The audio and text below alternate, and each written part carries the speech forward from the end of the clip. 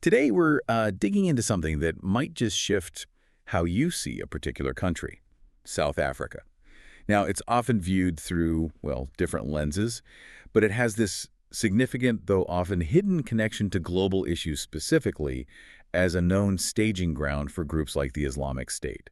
So we're going to unpack some really fascinating material today, stuff from online chat rooms, actually, which gives us a rare glimpse into, the mindset and the strategy of IS supporters, especially concerning South Africa. Our mission here is to pull out the key insights from these sources, understand why this matters, and really challenge some common assumptions. We're focusing on understanding, not sensationalism. Yeah, and what's really interesting here is that we're dealing with unofficial communications, not the polished propaganda, so you get maybe a rawer, more unfiltered view, which brings up a big question, doesn't it? What does this less filtered perspective actually tell us about what they prioritize? What are their internal narratives really about? That's a great point. And what they seem to reveal, more than anything, is maybe a strategic shift, like an internal focus on strengthening things like family structures, and also the role of women, which is often overlooked or certainly not highlighted in the official stuff. Right. That's a critical distinction. It forces us to maybe rethink the very fabric of how they operate, doesn't it? So for you listening right now, our aim is to give you a clear but nuanced understanding. We're distilling the key points that challenge those standard narratives. And yet we know some of this touches on, disturbing realities, but the focus is squarely on understanding. Exactly. And building on that, these sources show South Africa isn't just like a new spot on their map. It actually has quite a long and mostly overlooked history as a pretty critical network hub for IS. A hub? How so? Well, we're talking recruiters, financiers, people managing logistics, all quietly operating there to support IS activities in places like Somalia and Mozambique. It's much more than just somewhere on the edge. It's quite the contrast then, isn't it? Because South Africa recently made, significant progress with the Financial Action Task Force, the FATF. Right, the gray list. Yeah, completing the requirements to get off that list, which is all about combating money laundering and terrorist financing. Yet, as these sources we're looking at suggest, this kind of deep-rooted, hidden IS activity is still bubbling away under the surface. How do those two things even coexist? Well, that FATF context is really important because it highlights this hidden duality, like you said, public progress, official steps, and then this persistent, often invisible threat operating beneath it all. These unofficial online chats help us kind of bridge that gap. Because they're direct from supporters. Exactly. They come straight from online chat rooms run by IS supporters themselves. This isn't their official news channels like AMAC or Nashir. And that distinction is crucial because this unfiltered content gives us a unique window into the, quote, psyche of some of the group's supporters. Why? Because they're basically free to create whatever content they wish. So it's less polished. Much less polished, but maybe far more revealing about what they're actually thinking and talking about internally. Okay, so we're not just observing, we're kind of peering into their internal conversation. And within that conversation, there was one specific document, wasn't there, in these chats? Yes. A lengthy English post called The Lionesses of the Caliphate, the Steadfast Mothers of the Ummah. Just the title itself says a lot about their rhetoric. It really does. You see this pattern. Male members are lions. Child soldiers are the cubs. This language is very deliberate. It reinforces family structures as a source of strength for the group, and it puts women right at the center of their perceived future. Which, as you said, immediately challenges that common idea that ARS is just men with guns. Absolutely. That misconception is pervasive. These sources make it crystal clear. Women are integral, foundational even, and crucially, I have to understand, they join for different reasons, sometimes tragic ones, some voluntarily while others are forced, kidnapped, coerced, or born into the Caliphate.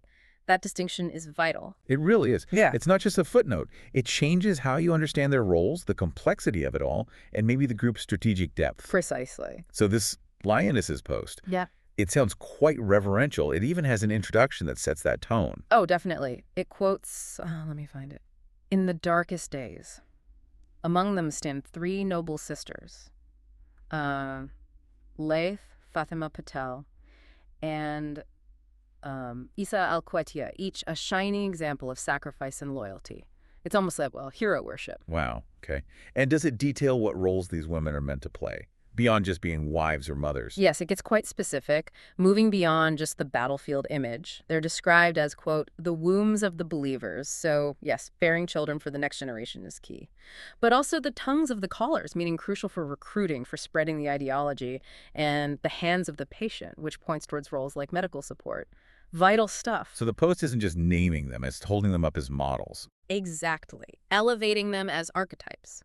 The goal seems to be encouraging other women to be like them in order to be remembered, as the post puts it. It's a powerful and frankly, insidious kind of internal propaganda. And for our deep dive today, the focus on Fatima Patel is particularly striking. She's identified as a well-known South African woman. That's right. And there's this other intriguing detail the source mentions, that the post itself looks a lot like it was written by a large language model, an LLM. An AI. Yeah, that's a fascinating layer. What does that potentially tell us? Using AI for this kind of propaganda, is it about sophistication or maybe something else? It raises good questions. I mean, it could point to a certain tech savviness, maybe wanting efficiency in creating persuasive content quickly, spreading it widely. Or it could hint at resource issues. Maybe they're using AI to fill gaps where they lack human writers. Hard to say for sure. But, regardless of how it was written, the choice of topic highlighting women, and specifically someone like Patel, really underlines that this is strategically important to them. And Patel herself, how's she described? She's called the wife of a mujahid, a fighter in jihad. That role is consistently framed as an honor in IS propaganda, so it valorizes that kind of partnership. What's also really emphasized is her connection to East Africa. She's called the resilient pillar for the brothers in East Africa. A pillar. Why East Africa specifically? Well, it seems to stem from her alleged connections to a known Malawian IS operative, and also her suspected role as an accomplice in an attack that killed British botanists Rodney and Rachel Saunders in the Ngoye forest. Ah, okay. That attack, that makes the connection chillingly real. Yeah. Suddenly it's not just online talk, it's horrific violence. Exactly. And it ties back to what we said earlier about operatives in South Africa supporting efforts in Mozambique and Somalia. Geographically, it lines up with Patel's alleged role and this broader network. So the propaganda around her isn't just about her, it's illustrating a key node in their wider system. And this narrative of her suffering and sacrifice, what's the impact of that likely to be on supporters? Oh, it's absolutely core to their recruitment and retention strategy. The post about Patel says things like, despite arrests, interrogations, and humiliation by the Tawakit, which means apostate authorities, she refuses to renounce the truth, ensuring the soldiers of the Caliphate have the support and connections they need. This framing is classic IS. It's meant to inspire resilience, loyalty, create a sense of shared struggle against the enemy. So it gives supporters a figure to look up to, someone who perseveres. Precisely. It provides that crucial insight into the psyches of its supporters and members by showing them someone embodying that perseverance against adversity. It's something they actively want people to emulate. And that emphasis on sacrifice and recruitment, it's even the prayers they quote. Yes, there's a prayer quoted right in the post. May Allah accept the sacrifice of the sisters. May Allah free them and take care of all their needs. May we learn from them and follow in their footsteps. Ameen. It's very clear. It positions these women, Patel included, as role models for the cause. Not just for what they do, but for their unwavering commitment. It's a call to action wrapped in a spiritual appeal. Powerful stuff. And it connects to the broader propaganda about family, too. It's clearly a long-term vision. In the same online space, they were sharing images of child soldiers. And the text with them highlighted the virtues of child soldiers and their value in terms of being the future of the Caliphate. Wow. So it explicitly reinforces the importance of family structures as being absolutely fundamental to their survival and growth. Which brings us right back to the role of women then. It makes it very clear, as the source says, that one of the main roles for women in IS is having children. They're the womb of the Caliphate. Exactly. That message is consistent. It's not accidental. It's a deliberate strategy to ensure the movement keeps regenerating. Okay, and circling back to that LLM, the AI point, well, the tech is interesting. Yeah, the source suggests maybe the fact an LLM might have been used is less important than the topic they chose to use it for, Which is? the role of women, which is generally underreported in mainstream discussions about IS. But It's clearly important enough for IS supporters to talk about in their own private or semi-private spaces. It shows a deliberate internal focus. And focusing on South African members is unusual, too. It is, yeah. The source notes it's unusual for IS supporters to talk about South African IS members openly like this, which makes this document quite insightful, because this whole IS network thing is not a widely known phenomenon among the general South African population. People there face more immediate, visible issues. Like gang violence, crime. Exactly. The source mentions gang violence or the criminal underworld as being much more obvious daily realities, which helps explain why this IS activity stays deliberately hidden. It operates in the shadows, maybe even leveraging those other societal issues.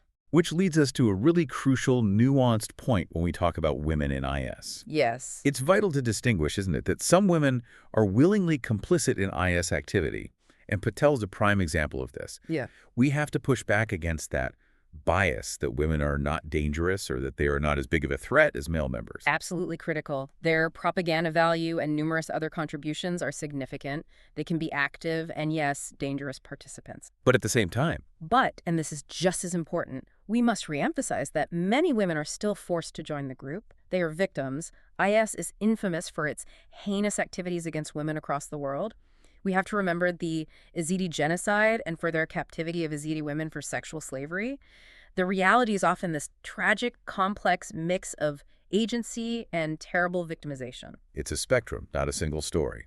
And we see the aftermath in places like the Al-Hol camp in Syria, right? Yeah. Where entire families connected to IS reside, facing horrific conditions. Precisely. Yeah. And the complexity isn't just about gender. The source also points out, importantly, that men, too, can be victims of sexual violence by these groups. It's a multifaceted horror that doesn't fit in neat categories.